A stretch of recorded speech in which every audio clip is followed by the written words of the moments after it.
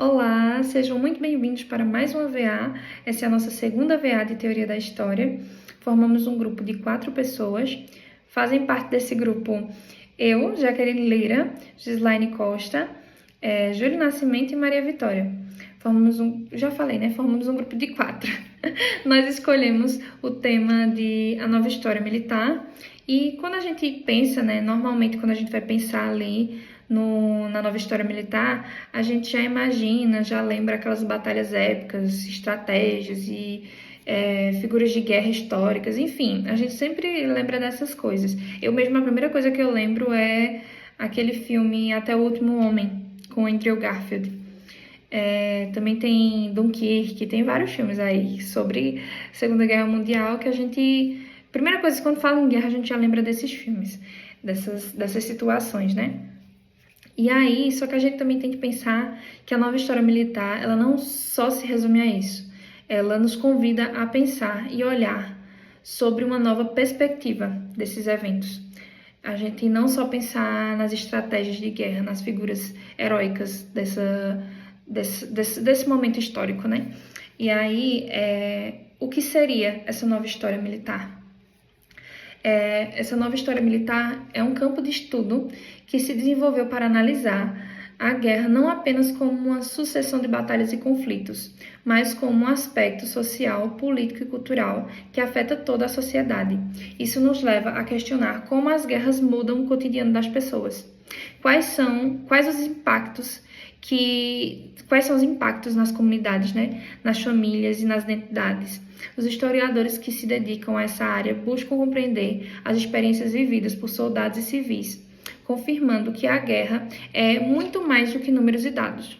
Essa abordagem nos permite entender a guerra em um contexto mais amplo e complexo.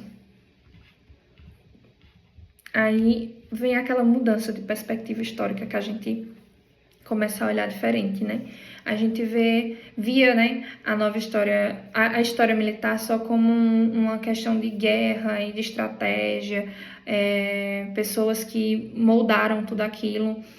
E, na realidade, a gente não olhava para os soldados que voltavam para suas casas ou as famílias que perdiam aqueles soldados, E uma das principais mudanças que a nova história militar trouxe para os estudos é a ênfase das experiências pessoais. Um dos grandes nomes dessa abordagem é o de John Keegan, autor do livro A Face da Batalha. Neste livro, Keegan analisa como os soldados vivenciam o combate. Ele não se limita a discutir estratégias e táticas militares, mas mergulha na psicologia dos combates. Por exemplo, ele fala sobre o medo que os soldados enfrentam, a camaradagem que se forma entre eles e a luta pela sobrevivência, aspectos que são essenciais para entender a guerra de forma humana. Essa mudança de foco nos ajuda a ver os soldados não apenas como uma peça de um grande tabuleiro estratégico, mas como seres humanos com emoções e experiências complexas. Porque se a gente parar para pensar e analisar até filmes antigos, histórias antigas, documentários que nós já vimos. Eu já vi alguns documentários no Discovery História e é de você ficar boquiaberta com as experiências que as pessoas passam. Inclusive essa do primeiro filme que eu citei aqui. Imagine, um homem que não queria matar ninguém, não queria atirar em ninguém. A única coisa que ele queria era realmente salvar a maior quantidade de pessoas que ele pudesse, de soldados que ele pudesse, E a visão humana disso, do porquê disso, da fé dele, enfim. São várias situações de pessoas que voltaram mutiladas, ou pessoas que voltaram mutiladas com muitos traumas psicológicos, enfim, são várias situações que a nova história traz pra gente ver de uma forma diferente.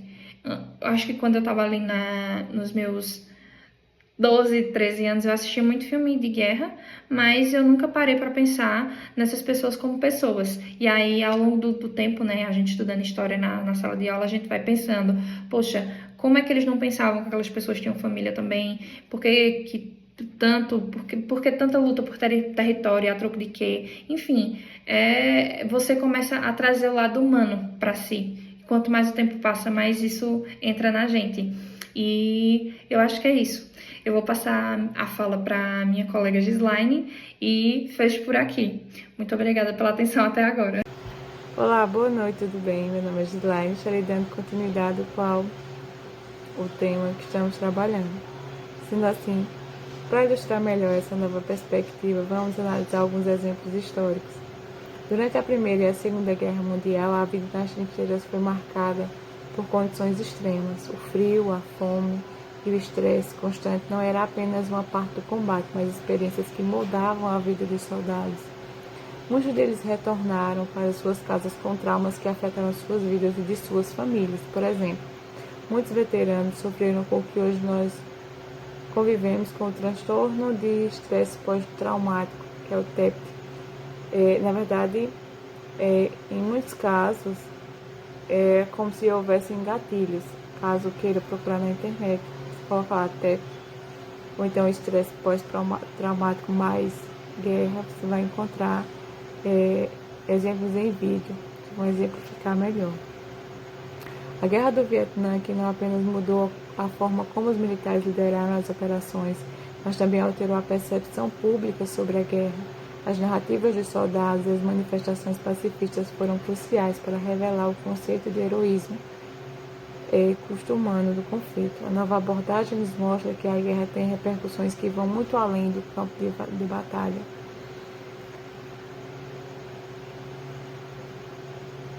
É possível, porém, buscar nexos mais profundos entre a história militar e a história política, para além das conexões sociológicas e mediáticas.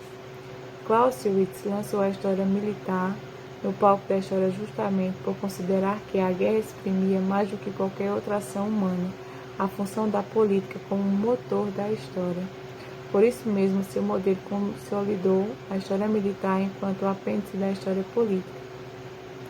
Modelo seguido pelos historiadores do século XIX, dedicados ao estudo da guerra, de objetos de excelência da história da antiguidade greco-romana. A guerra passou a ser um ramo da história política no século XIX, juntamente no período em que a história se afirmou enquanto ciência, o que significa que, ao contrário do que reza o senso comum, a história da guerra, a política que trava batalhas, ocupou um papel secundário na historiografia oitocentista. A história política é reconhecida como hegemônica em vários balanços da historiografia ocidental. Só triunfou para valer nas histórias nacionais e nos compêndios de história geral. A obra de Ricardo Salles sobre a Guerra do Paraguai foi talvez o marco inaugural dessa nova história do Brasil. Sem prejuízo nos estudos diversos, cientistas políticos e sociólogos sobre a identidade dos militares brasileiros e seu papel na nossa história.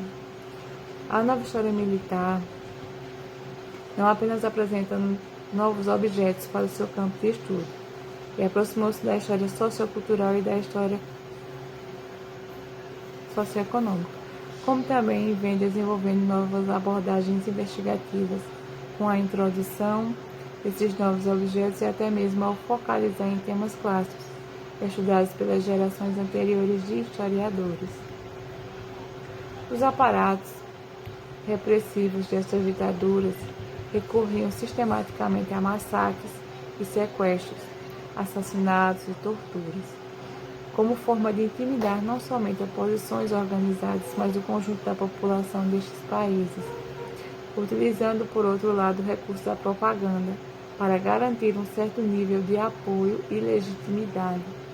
Não devemos nos esquecer que o conceito de terrorismo de Estado pode ser ainda aplicado tanto às ações práticas dos países como regime nazifascistas no século XX, como a Itália mussolinista, a Alemanha hitlerista, a Espanha franquista e o Portugal salazarista,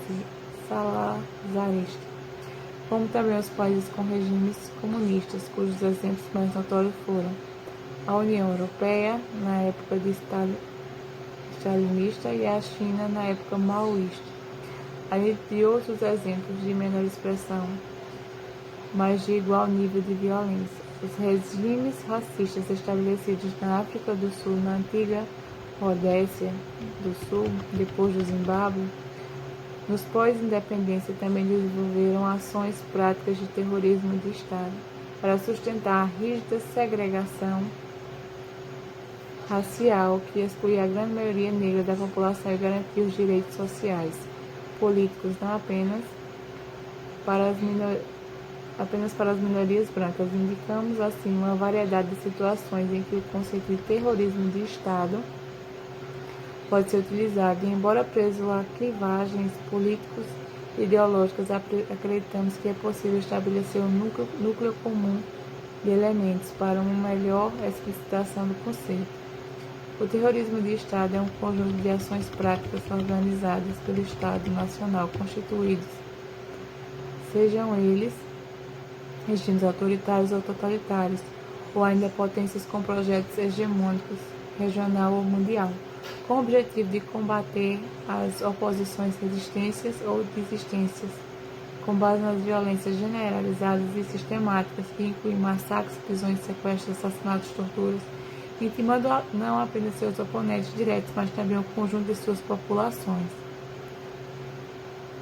Um ponto crucial na nova história militar é a forma como a sociedade se lembra dos conflitos.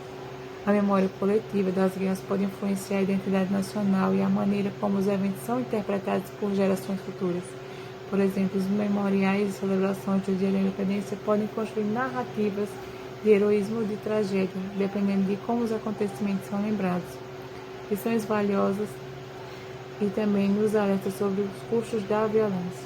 Em conclusão, a nova história militar nos oferece uma nova lente para examinar os conflitos armados ao focar na experiência humana e suas repercussões sociais, podendo compreender melhor o que a guerra realmente significa. Essas abordagens nos convidam a refletir sobre a complexidade dos combates e a dor das perdas e as lições que podemos aprender com a história. Espero que essas discussões tenham sido enriquecedoras e que inspirem vocês a pensar criticamente sobre a história militar e suas implicações.